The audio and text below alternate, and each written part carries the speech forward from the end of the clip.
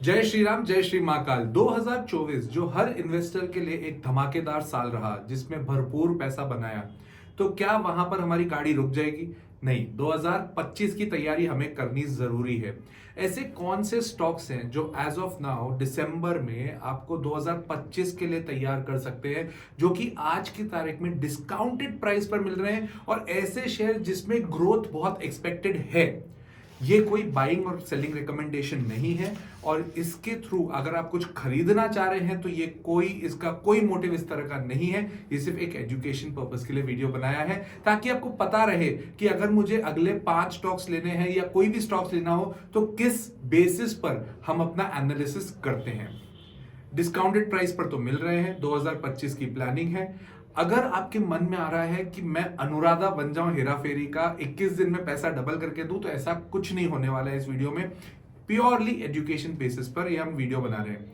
2024 में बहुत सारे स्टॉक्स जबरदस्त बढ़े हैं। इनफैक्ट उन्होंने जो ग्रोथ दी है वो फिनोमिनल दी। क्या 2025 में सेम एक्सपेक्टेड रहेगा?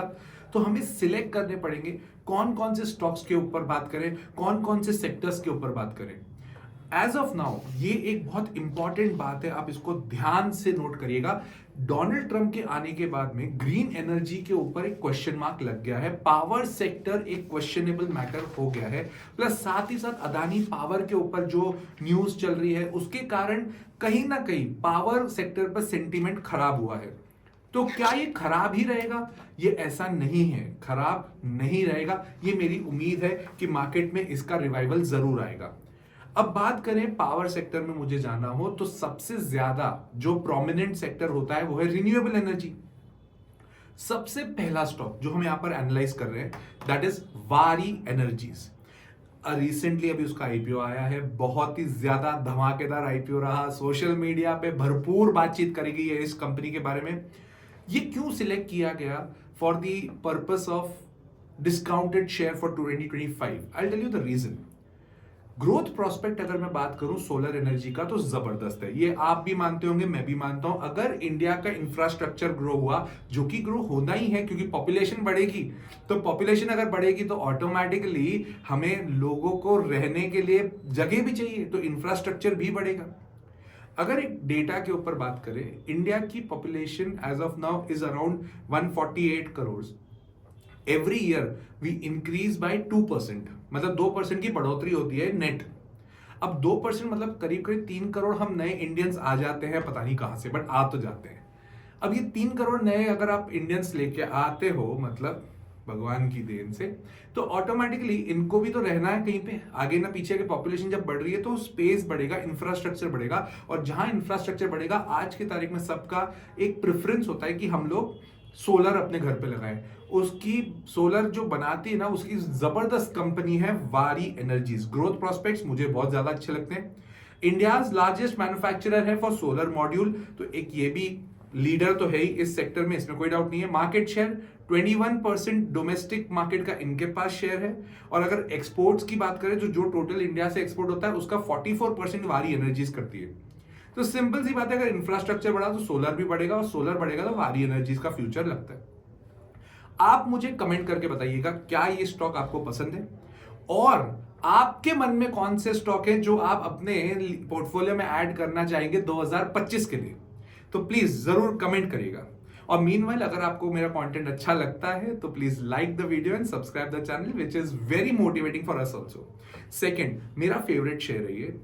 बहुत लोग जो मुझे फॉलो करते हैं उनको पता भी होगा कि अमर अकबर एंथनी कौन है, और उसमें से एक स्टॉक है that is PFC, power finance corporation. अब क्यों है इसके ऊपर मैं अपनी रीजनिंग भी देता हूं, साथ ही साथ ये भी बताऊंगा इसमें रिस्क क्या है। ठीक है, प्राइस अर्निंग रेशियो जिसके बेसिस पर हम वैल्यूएशन डिसाइड करते हैं, एज ऑफ नाउ कंपनी का 7.71 है, और तो और इंडस्ट्री का 23 है। मतलब अभी भी वहां पर वो काफी सस्ती दिख रही है, जबकि मार्केट इतना ऊपर जा चुका था।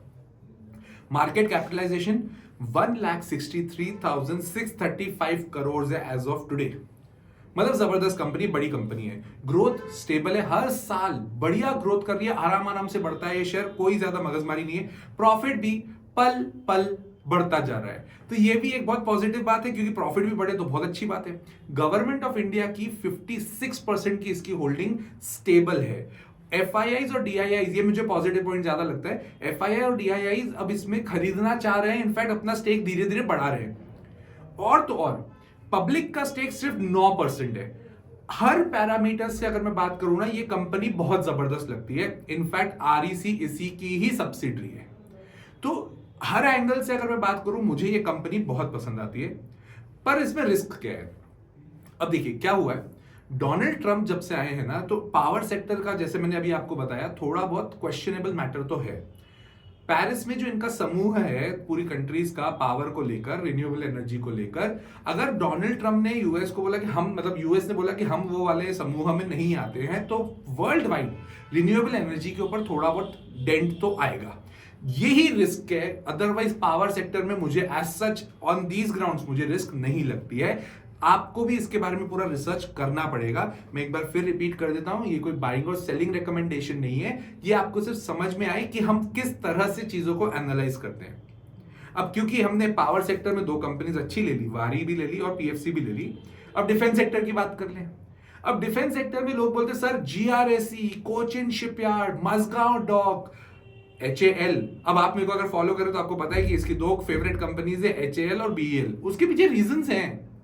जब मार्केट इतना तेजी से करेक्ट हुआ, 10% जब निफ्टी करेक्ट हुई, कितने सारे स्टॉक्स 50% करेक्ट हो गए। You talk about GRSE, you talk about Cochin shipyard, Mazagon dock, काफी, मतलब मजगांव डॉक तो 50% नहीं गया, बट काफी अच्छे से नीचे गया।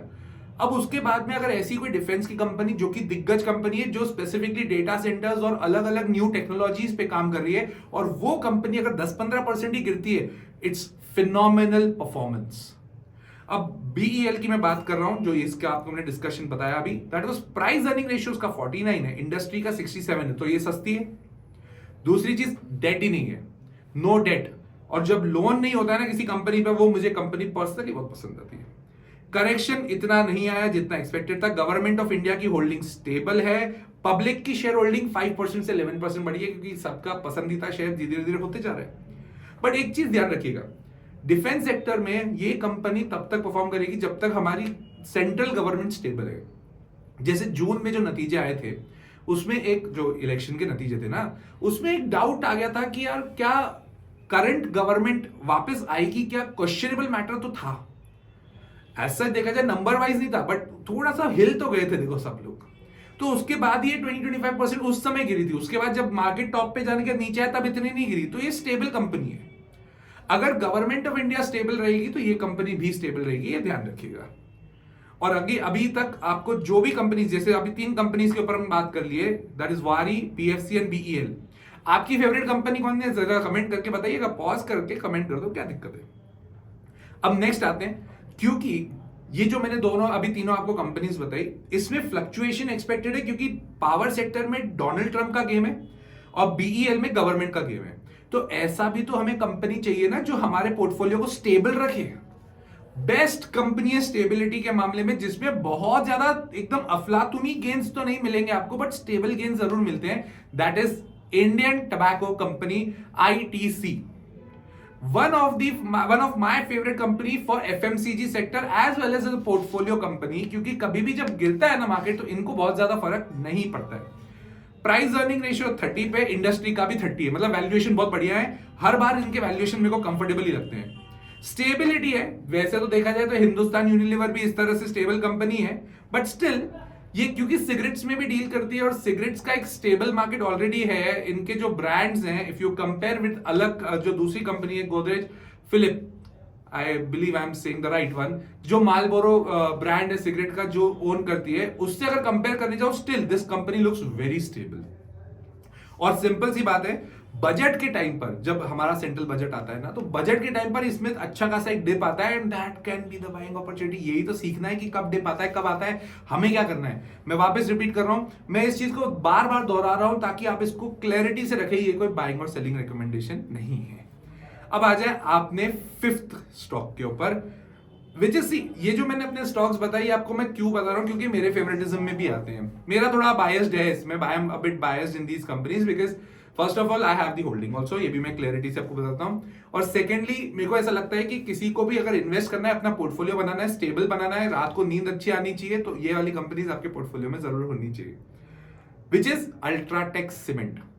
अब देखिए, ये सब चीजों को एनालाइज करना, ये सब चीजों को समझना, इन सब के ऊपर इन डेप्थ एनालिसिस करना, यही सीखा जाता है। This is what I teach in my course the logical investor, which you can join if you want to. तो अल्ट्राटेक सीमेंट पे आ जाते हैं। इंफ्रास्ट्रक्चर अगर बढ़ेगा तो अल्ट्राटेक भी बढ़ेगा। इंडिया की सीमेंट की दिग्गज कंपनी है, थर्ड लार्जेस्ट कंपनी है for in the world. China को अगर एक्सक्लूड करते हो तो थर्ड लार्जेस्ट कंपनी है। इंडिया की तो लार्जेस्ट सीमेंट कंपनी है ही है।